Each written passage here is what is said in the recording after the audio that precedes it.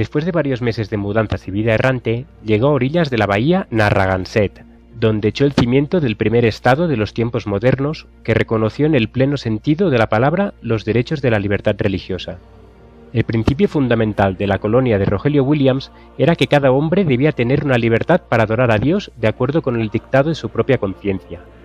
Su pequeño estado, Rhode Island, vino a ser el asilo de los oprimidos y siguió creciendo y prosperando hasta que su principio fundamental, la libertad civil y religiosa, llegó a ser la piedra angular de la República Norteamericana. En la Declaración de Independencia de los Estados Unidos, ellos declaraban: «Sostenemos como evidentes estas verdades, que todos los hombres han sido creados iguales, que han sido investidos por su Creador con ciertos derechos inalienables, que entre estos están la vida, la libertad y la búsqueda de la felicidad, y la Constitución garantiza la inviolabilidad de la conciencia. No se exigirá examen alguno religioso como calificación para obtener algún puesto público de confianza en Estados Unidos. El Congreso no dictará leyes para establecer una religión ni para prohibir el libre ejercicio de ella». Reconocían que su deber para con Dios era superior a los derechos humanos y que nadie podía ejercer autoridad sobre las conciencias.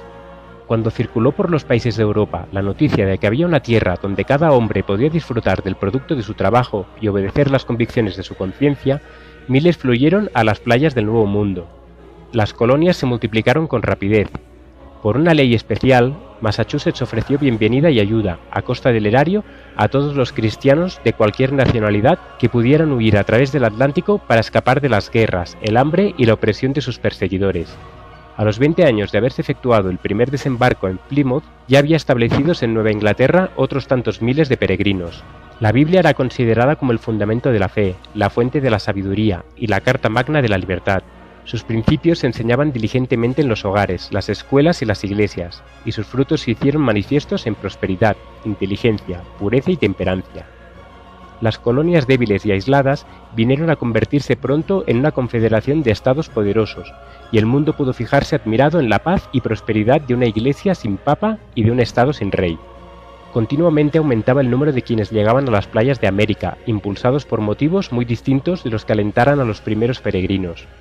Aunque la fe primitiva y la pureza ejercía un poder moldeador y de gran alcance, su influencia era cada vez menor a medida que crecía el número de los que solo buscaban ventajas terrenales. La medida adoptada por los primitivos colonos de conceder voz y voto y empleo en el gobierno civil solo a los miembros de iglesia produjo resultados perniciosos. Esa medida había sido tomada como un medio para preservar la pureza del Estado, pero resultó en la corrupción de la iglesia. Siendo indispensable profesar la religión para sufragar o desempeñar un puesto público, muchos se unían a la iglesia tan solo por motivos de conveniencia mundana y de intrigas políticas, sin experimentar un cambio de corazón.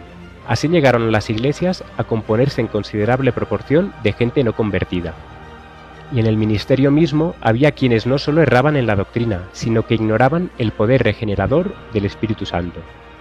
Así quedó demostrado el mal que resulta, tan a menudo comprobado en la historia de la Iglesia desde el tiempo de Constantino hasta hoy, de pretender fundar la Iglesia valiéndose de la ayuda del Estado de apelar al poder secular para sostenimiento del Evangelio de aquel que dijo: «Mi reino no es este mundo».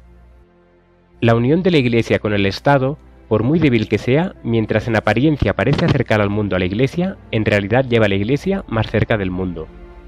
El gran principio que tan noblemente defendieron Robinson y Rogelio Williams, de que la verdad es progresiva y de que los cristianos deberían estar prestos a aceptar toda la luz que procede de la santa palabra de Dios, lo perdieron de vista sus descendientes. Las iglesias protestantes de Norteamérica dejaron de avanzar en el camino que ella les había trazado. Si bien es verdad que de tiempo en tiempo surgieron hombres fieles que proclamaron nuevas verdades y denunciaron el error tanto tiempo acariciado, la mayoría, como los judíos en el tiempo de Cristo o como los papistas en el de Lutero, se contentaba con creer lo que sus padres habían creído y vivir como ellos habían vivido. Por consiguiente, la religión degeneró de nuevo en formalismo, y los errores y las supersticiones que hubieran podido desaparecer de haber seguido la Iglesia avanzando en la luz de la palabra de Dios, se conservaron y siguieron practicándose. De este modo, el espíritu inspirado por la Reforma murió paulatinamente, hasta que llegó a sentirse la necesidad de una reforma en las iglesias protestantes, tanto como se necesitara en la Iglesia romana en tiempo de Lutero. Se notaba el mismo estupor espiritual y la misma mundanalidad, y la misma reverencia hacia las opiniones de los hombres y la sustitución de las enseñanzas de la palabra de Dios por las teorías humanas.